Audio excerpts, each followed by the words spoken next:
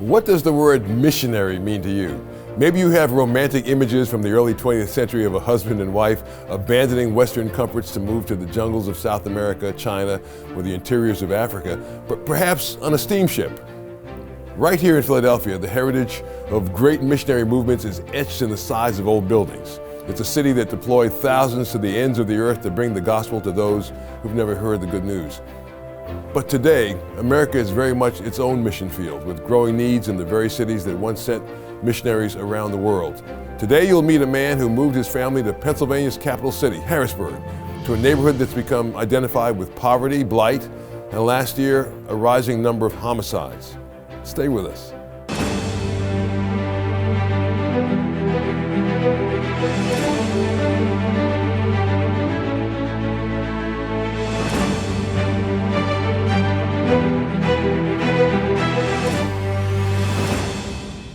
Tannon Herman and his wife Cristina moved to Harrisburg, Pennsylvania in the summer of 2013 to a neighborhood called Allison Hill, one of the city's 22 neighborhoods, and the one most often associated with tragic headlines about shootings, drugs, and violence.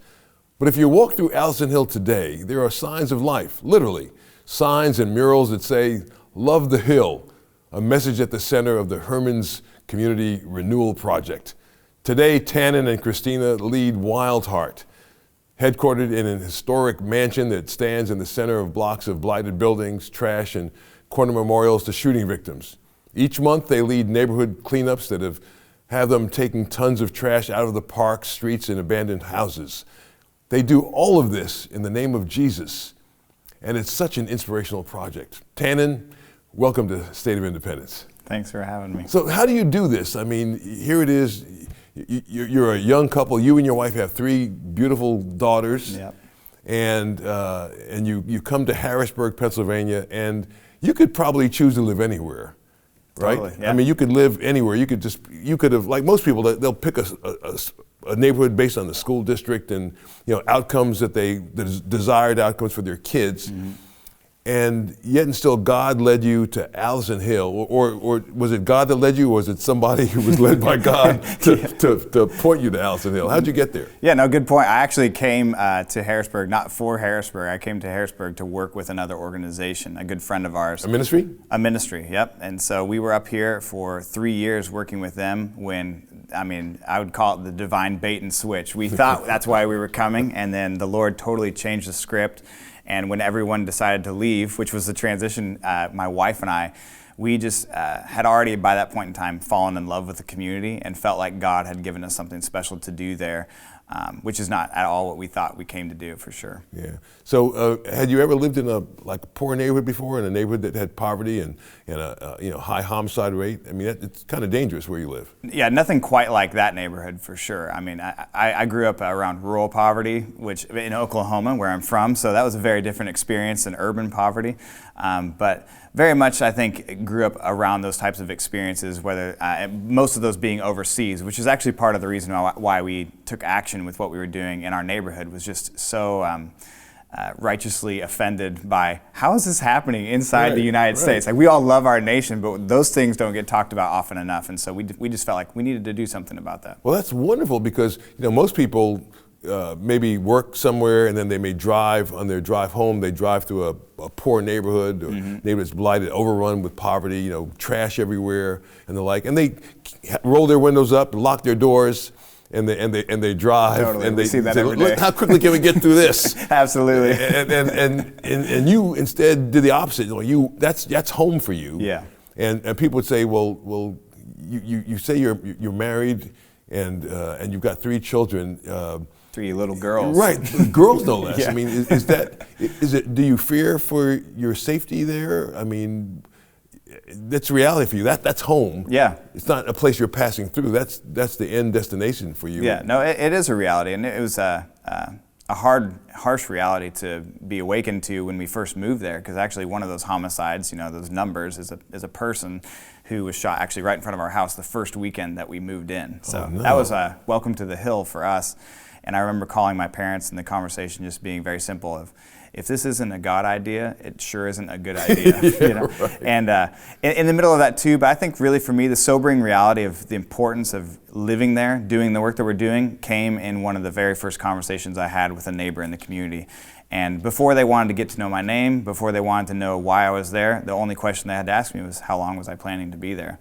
Wow. And it allowed me to understand that's where the neighborhood feels, or that's how many people inside that community feel about just people like me who are just strangers to the area. They know that they're not from there. Right. And I think that they knew, you know, I had a good heart and good intentions, but they wanted to know, am I committed? Right. And, you know, in the same way we feel about our relationship with Jesus, what's so powerful about it is he left heaven and came to be with us in the trenches of life. And so for them, just seeing that I was willing to stick it out, stay there, raise my family there, buy the property that we're in now, it's just been so much about communicating our own commitment to that community as well. What's the makeup of the community, you know, racially, ethnically? Yeah, so I'm definitely the minority inside the community, as you could imagine, but it's about 40% African American, 40% Hispanic, and then 20% melting pot of all sorts of different fun stuff. But how about from an economic standpoint? Yeah, socioeconomic, definitely one of the poor communities inside of the city of Harrisburg. So you know, there are two areas inside of the city, the Hill and Uptown, and those are the two kind of, if you will, problem childs within the community of the issues that a lot of the reputation of Harrisburg suffers from. It's just the things that are happening inside those two communities. Yeah. Now, I guess you've gotten to know your neighbors. Of course. So I mean, so how do they live? I mean, do people? I know for me, like I can't stand it when I see trash on the street. Sometimes where I live, trash may blow onto my lawn, and then you know, the first thing I do, of course, is I pick it up and put it in the garbage because I don't like having trash on my lawn. Yeah. Tell me how your neighbors live. Tell me what your street is like. Is it overrun with trash or syringes from people using drugs? Yeah. So, I mean, I think probably the easiest way to talk about where it is now compared to how I found it. But when we moved in 2013, that was at a time where I realized I needed to learn where I just moved to. Because of that experience in that first weekend, I was like, what did we just get ourselves into? And again, to be fair, I didn't know I was getting myself into that either, because I didn't think that's why I was here. You know, back to the story, I came here to work with somebody else, and then just the reality of my surroundings became kind of a priority. Like, I need to understand what's going on.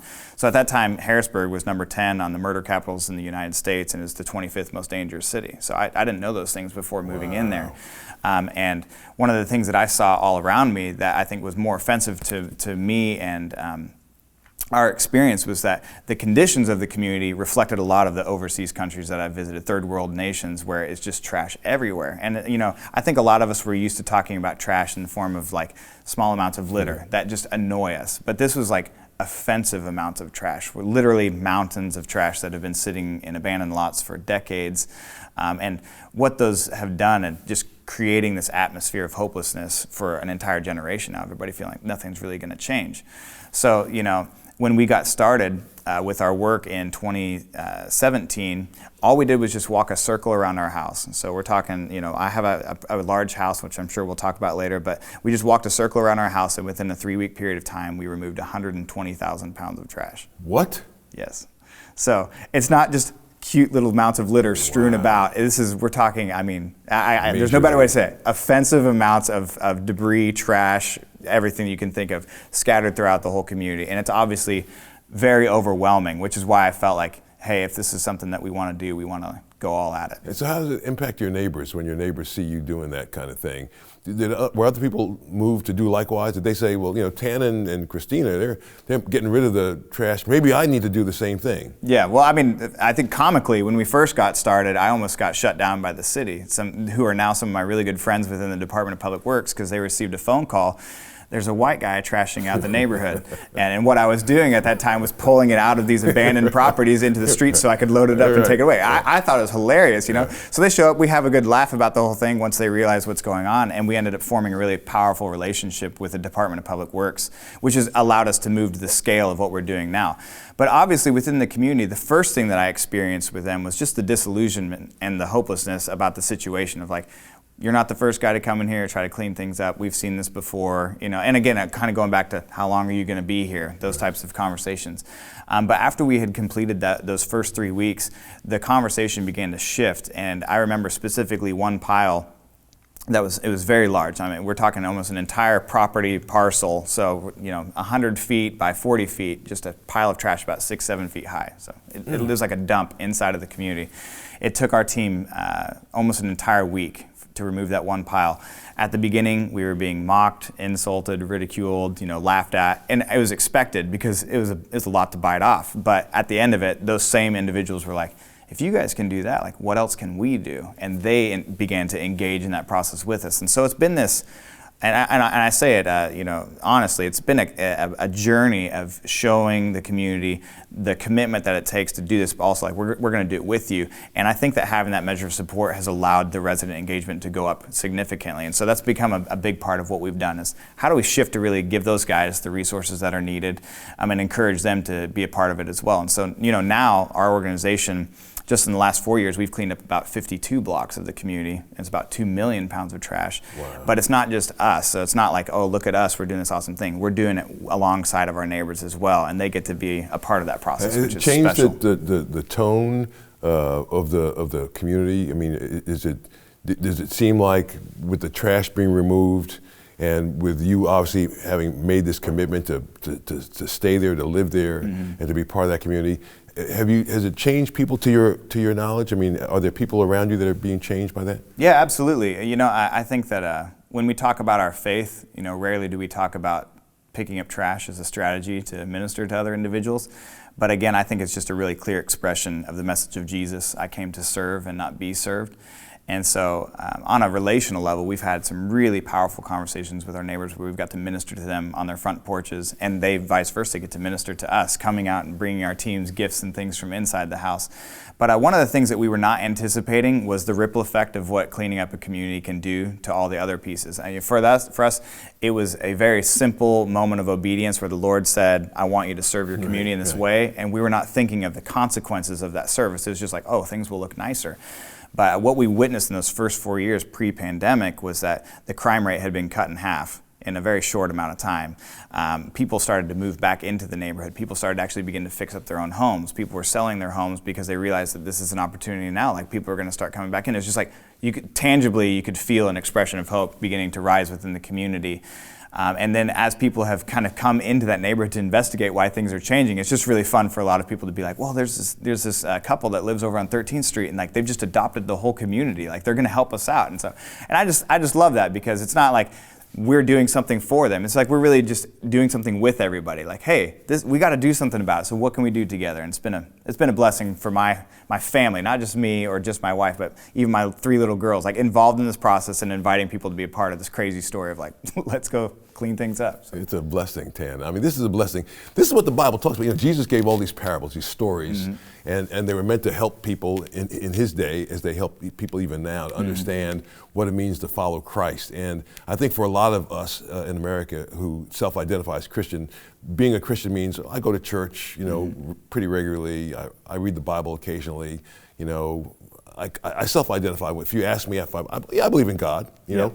But Jesus in the Gospel according to Luke really breaks it down. He talks about the different categories of people who hear the word, and he talks about the seed that falls on the shallow soil, and the seed that falls on the soil but is suffocated by the weeds that grow, the cares of the world, so suffocate those seeds that they don't produce any fruit. And then the last category becomes the seed that falls in good ground, good soil. And he said, that seed produces 30, 60, some 100-fold.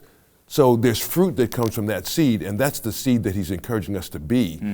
And that's what you and your wife are. I mean, you're embedded in the community. You aren't just people who self-identify as Christians and show up casually and from time to time, live in a nice neighborhood and then visit the poor folks. You're right there in the midst of them, loving them, and sharing the gospel of Christ, not only by what you say, but by how you live and by what you do. And that to me is so powerful. I'm always challenging Christian people.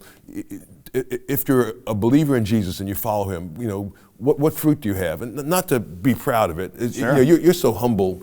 Your spirit is so obviously Christian. I mean, you're so full of God's Spirit, which is wonderful. It just comes out through you. Thank you. So you're not trying to, say, look at what we've done, but nonetheless, look at what you've done. Look at what God has done through you and with you because of your obedience to Him and because you allowed yourself to be filled with His Spirit, and it just pours out of you. And it's beginning to transform a neighborhood of people, many of whom I'm sure are not believers, and many of whom may be people who go to church and who have a so-called faith, but they don't know what it is to be a Christian in action. Sure. I love. How'd you come up with the name Wild Heart for your ministry? Yeah, so it's kind of a name, honestly, that just came to me. I didn't have some significant this is why, And my wife, to be honest, she hated it. She's like, what is this? Like, where'd that come from? I don't know. Just have it. I mean, that's part of just who I am. Is I have like little things just drop, and I'm like, I don't know why, but I really love this. And we ended up having a conversation with our leadership team at that time. They also kind of all bucked against it, and I just had this moment. I was like, well, I'm the one leading things. I really feel like there's something significant, but I think I've learned now what the name is for. I think wild is just this call to radically obey, like whatever it is that Jesus says to do. I mean, at that time, my whole life was pointed in a very different direction, and Jesus thought in His infinite wisdom the best thing for me to do with my life was to go pick up trash in the streets of my neighborhood. And that's a pretty radical change for me, to raise my family there from where I thought I was headed with my life. So that's the wild piece of I'll do anything, and then just the heart of really understanding that it's my relationship with Jesus and my relationship with people. It's going to power everything that I want to do. Like those things make the radical feel a little less radical, just you're more loving God reasonable. with all your heart, mind, soul, and strength, and you're loving your neighbor as yourself. Yep. That simple, right? Yeah. If only we remembered that. Yeah. Well, this is what we talk about on this program. This is the hope of the program, that somebody watching, or maybe a lot of somebody's watching, will say, man, what Tannon is doing is just so wonderful. I mean, how many people can say that they've been obedient to God's will, that they would go wherever it is God sent them, they would do whatever it is God sent them to do. Many of us would say, if you're sending me there, Lord, the answer is no, right? I mean, if you're sending me to Allison Hill, the answer is no. I'll go to Camp Hill, sure. But Allison Hill, Lord, no, I'm not going there. Yeah, well, Camp Hill needs Jesus too, right. And I think that's probably been the biggest part of my story. I hope to encourage anybody who's just watching today is being a missionary is where you are, not where you could be. And I think that we as Christians, if we follow Jesus, we need to understand He's not waiting for us to go somewhere to express our faith. He wants us to do it where we are. And it really is that simple for what we're doing. I think it's really fun to look at our story and make it, even turn it into a romantic idea of what it is to be a missionary. It's tough, it's hard work, but really it came from us.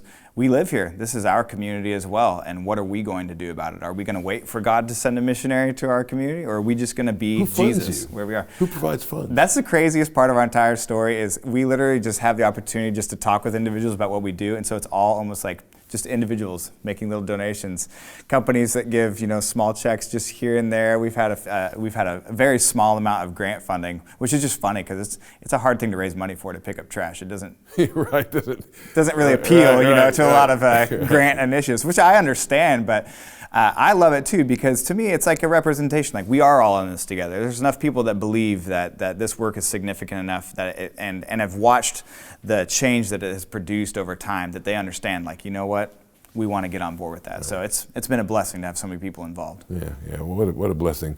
You're a blessing, Tannon. You and Cristina in that wonderful neighborhood. Well, when we come back, I'll talk to Tannon about what's next for his family and Wild Heart Ministries in Harrisburg. Stay with us. Learn more about Joe Watkins and the mission of this program at joewatkins.net. And tell Joe what you thought about today's program in the comment box. My guest is Tannon Herman, and he and his wife Cristina and their 3 children, their 3 daughters, are serving their neighbors on Allison Hill in Pennsylvania's capital city of Harrisburg. So this is wonderful and exciting stuff. I hope this challenges a lot of our viewers. For many of us, Christianity is a comfortable thing. We go to church. I think for the lion's share, it's, we figure out our life path. We figure out where we're going, like I'm going to go to school, and if I'm able to go to to college, I'm going to go to college, and I'm going to do this. If I finish high school and I'm going to go to a trade, I'm going to go do my trade, and I'm going to do this, and I'm going to live here in this neighborhood, and we're going to buy a house, and send our kids to school, and this school here in this neighborhood, because that's where we want to live, and I'm going to be a Christian as well. I'm going to follow Jesus. I'm going to serve the Lord, but on my terms. I'm studying to be this, and I'm going to be this, and I'm going to live here, and Jesus has to kind of work with me here where I'm going to be. It's a great way to put it. You've taken a very different path. You've said, Lord, use me, use Cristina, use us wherever you put us. We're not afraid to go where you send us.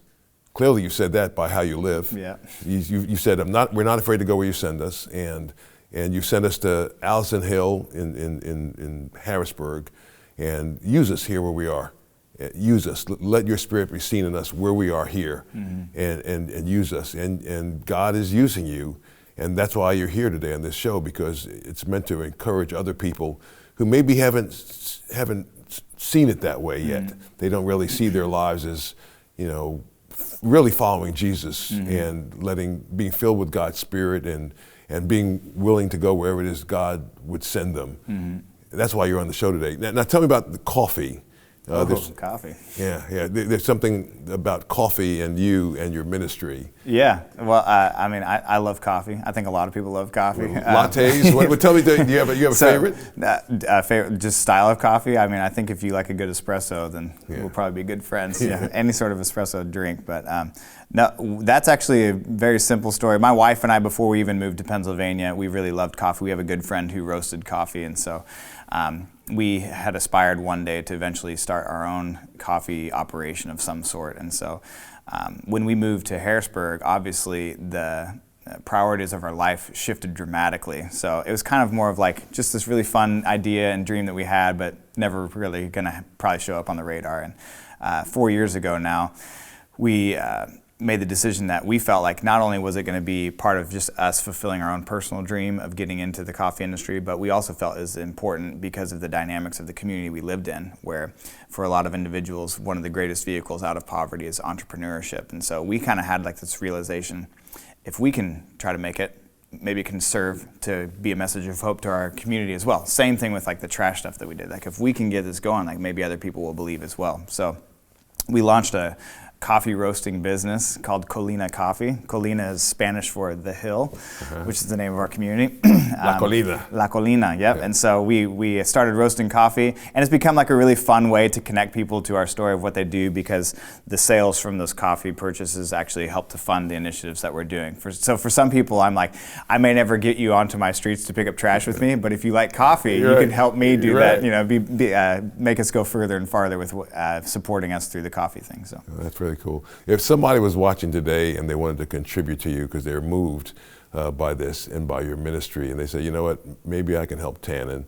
I live in another part of the state or the country, but I'd love to help Tannon. How would they do that? How would they help you? Yeah, so we're always looking for what we call Love the Hill advocates. So that's people who understand that this isn't just about throwing money at something, but this is about like partnering with us to be a part of this change. Because I think that if we were all honest, we're all praying for more stories like this to come out of the inner cities of America. Because I personally believe like it's become like the new mission field, and I don't say that in a weird way, but just there are so many individuals who don't know the truth about who Jesus is. Because of the circumstances of their life have been so difficult, it's caused them to just lose faith and hope and all those things. So we invite people to come in to pray for what we're doing, to sow into what we're doing, to actively get engaged, to volunteer, as well as just to share the message of what's going on. And you can learn more about that when you come to our website at lovethehillpa.com. So you click on that, and there's a link that says... Say it slowly, nice and slowly. lovethehillpa.com. Thank you, Joe. You go on there and you click a link that says Become an Advocate, and you can look exactly kind of like what we're looking for, ways that people can get involved. And it's not just individuals, but we're looking for businesses to jump on board. We're looking for donors. We're looking for the whole thing, because it's going to take a village to heal the village. And so we're just working towards that. We'd love people to jump in and help. Wonderfully said. Well, his name is Tannon Herman, and you can learn more about what he and Cristina and hundreds of volunteers are doing in the Hill, Allison Hill in Harrisburg, at wildheartministries.net. I'll be back with Jeff Coleman and closing thoughts. Stay with us. Learn more about Joe Watkins and the mission of this program at joewatkins.net. And tell Joe what you thought about today's program in the comment box. And now we'll talk to our great producer, Jeff Coleman. Not a bad show today. I was so heartened by Tannon. I mean, I just love this. I mean, how many people are willing to say, Lord, send me. Yeah. Take me where you will. Use me as you will. Yeah. I'm not afraid. I just trust you. I know you'll provide for me. But I know you've put me here on the planet for a reason. Use me. Well, Tannon's talking about, he used the word radical.